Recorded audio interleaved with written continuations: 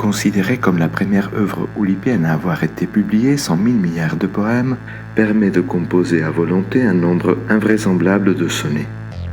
Sorte de machine poétique, l'objet livre de Queneau, mis en page par Robert Massin, devrait fournir de la lecture pour près de 200 millions d'années, en lisant 24 heures sur 24.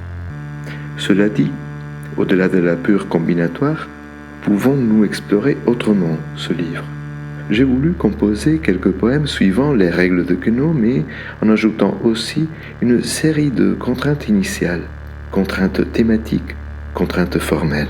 C'est un peu comme si on combinait le principe général des exercices de style avec les outils, les vers, qui proposent 100 000 milliards de poèmes. Allitération en T. Du jeune avantageux, la nymphe était éprise pour consommer un thé puis des petits gâteaux. Une toge il portait qui n'était pas de mise, il chantait tout de même, oui mais il chantait faux. Quand on prend des photos de cette tour de Pise, le vulgaire s'entête à vouloir des verbaux.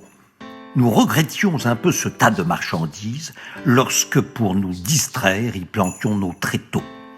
Le poète inspiré n'est point un polyglotte, le chat fait un festin de têtes de linotte. Lorsqu'on boit du maté, l'on devient argentin. Barde, que tu me plais, toujours tu soliloques, content tes abattis lecteurs, tu te disloques.